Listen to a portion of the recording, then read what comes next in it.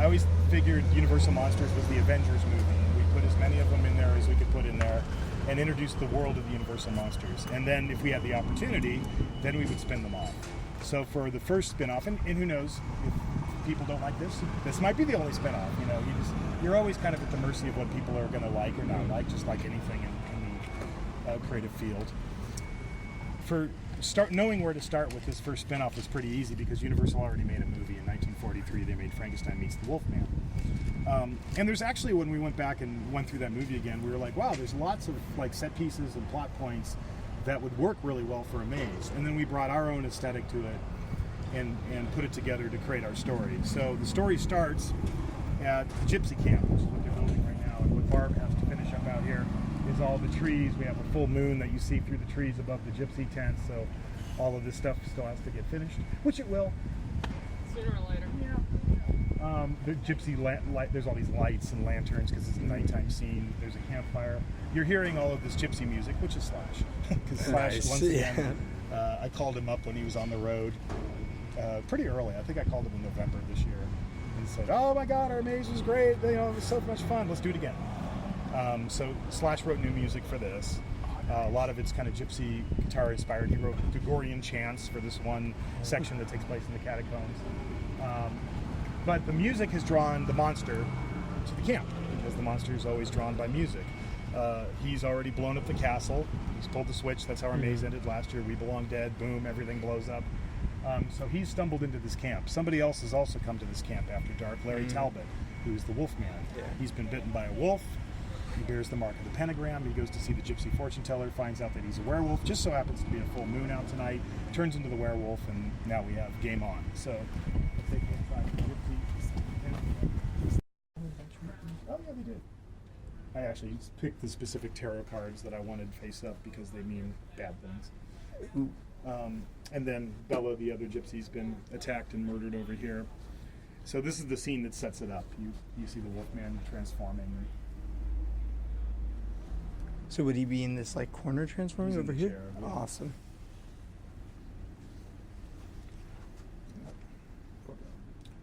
And then the Wolfman goes on a rampage through the Gypsy camp, killing everything in sight. So from here, we go kind of between, where it's like we're exiting this tent and walking between two tents, heading towards another tent, and it's the tent of the Blacksmith. And he's searching for this creature that's trying to kill him. So he's shooting off here, thinking that the Wolfman is coming from this direction, and we're going to do little holes and embed little strobe lights all throughout the set, so when he shoots in sync with the audio, we're seeing the reaction of his bullets.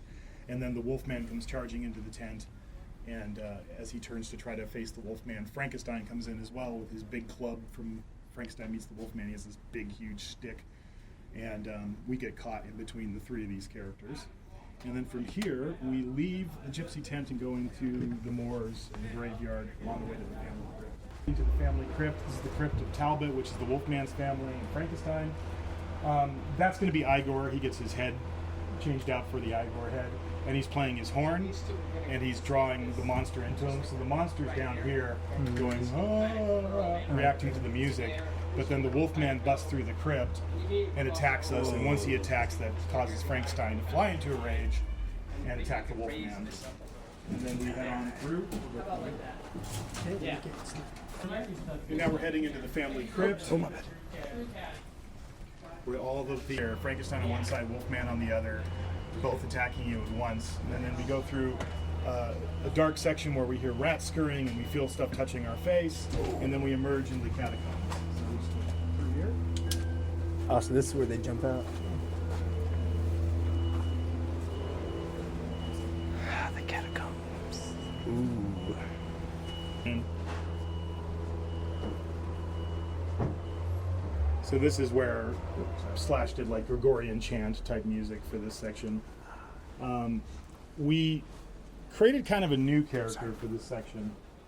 The thought was, if I'm Dr. Frankenstein and I created life with the Frankenstein's monster, that's pretty lucky. You just nailed it on your first go. We kind of figured there must have been other attempts that didn't work out. The flesh continued to decay, just like a corpse. So we have these new characters we created that are going to be in these scenes, attacking you. who have they're like skeletal rotting figures, but their top of their head has been carved off and their brain is exposed with these things attached to it. And they're going to be stalking you through this section as we go through the catacombs. At the end of that maze, I mentioned Frankenstein's monster pulled the switch and blew everybody to hell. So the maze is, the castle's been decimated by fire. This is Dr. Frankenstein's study, or what's left of it. So everything's burned and scorched. There'll be fire effects, lighting, smoldering, smoke effects. Through the window, you're going to see, they just started to hang it. They got to put trees and foliage out there. You'll see that it's the full moon. And then the Wolfman appears in the window, comes busting into the room. And Frankenstein monster then comes through a secret doorway here and attacks you as well. And then we take you into the ruins of the lab. Electrocuted by his own turbine.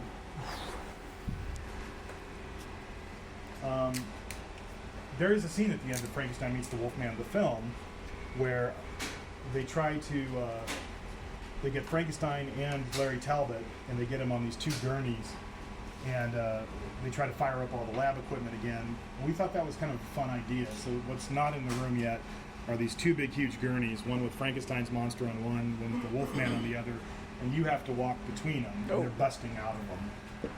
Igor is also in the scene. We saw him draw the monster into the lab. He's got his own nefarious plans going where he's trying to get the lab back up and running again.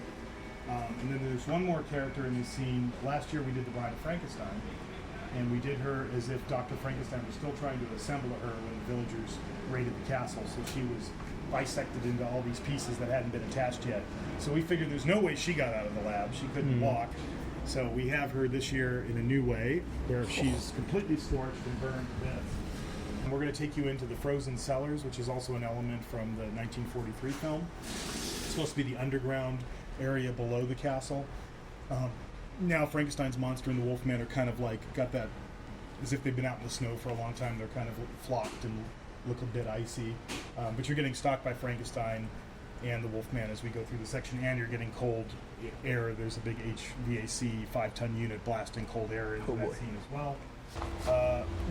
And then we thought we'd add one last little tableau onto this. Last year I did a scene in the castle where you're going into Frankenstein's castle and you see a sign that says vault. And then I took you into an actual film vault. So excited to bring that idea back. So we bring it all back to the original films at the ending. You come into the film vault where all of the original negatives for all of the monster movies are still stored. Last year we did an effect where there's a 16mm projector projecting the original trailer.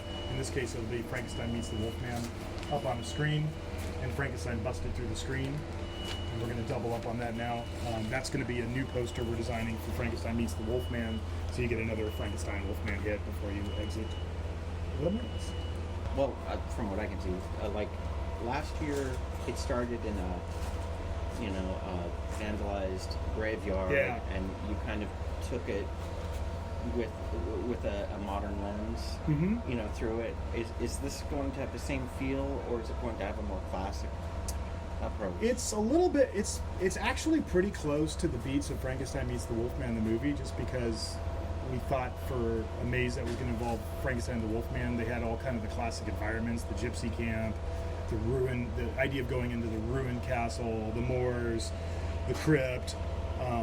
So it just kind of laid itself out, more or less based on the movie, with a few twists along the way. Yeah. Does the music reflect that? The music is still very much in the style of, the Gregorian piece and the Gypsy guitar piece are still have that modern kind of contemporary feel that Slash gave it last year, yeah. And there's pieces he wrote last year that we didn't use that we're using this time and stuff like that. The Frankenstein, will it be a mix of the Boris Karloff and the It'll be Bela what we Lugosi? designed last year. Yeah, it's our version of Frankenstein, our version of the Wolfman, our version of Igor, our version of the Bride, but it'll be the same looks that we established last year.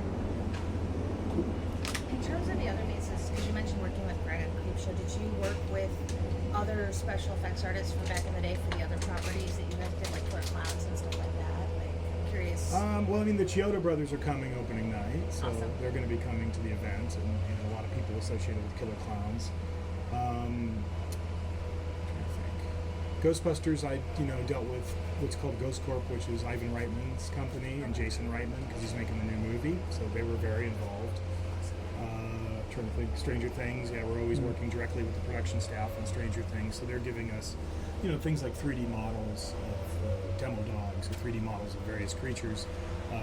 We have a fair amount of video in Stranger Things that I needed to go to their post-production team that did the show and actually get the source material from them, because Stranger Things has some very large, big scale, not only in some of the scenes, but some of the video we're trying to do in there is very large scale, so had to work very closely with them.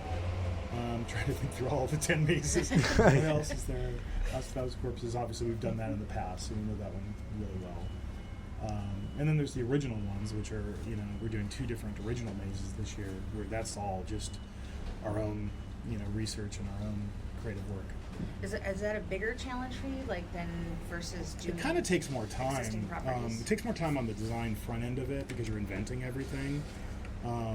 So Holidays in Hell was a little different because we did the Scare Zone last year, and it was such a well-received Scare Zone that we just thought, this should be a maze, because it would be fun to take some of these characters that we designed last year and some new ones, and then build out environments around it. And then the challenge becomes, what's the through line, and how are we going to present the information? And that comes out of research. I just happen to be a fan of Victorian postcards. I just think they're really disturbing and creepy, the stuff people would send each other for Christmas, and the mid to late 1800s was just tweaked. There's no other way to put it. Santa Claus just looked terrifying, and the Easter Bunny looked terrifying, and everything's weird. Thanksgiving. Thanksgiving. Yeah. So I came up with this idea of we're going to use postcards to be the through line, and we're going to design our own versions of these postcards. That's what the facade is. It's a giant New Year's Eve postcard, and we have a really, really good artist who works with us. He does all our character drawings, but he also does custom graphics and artwork.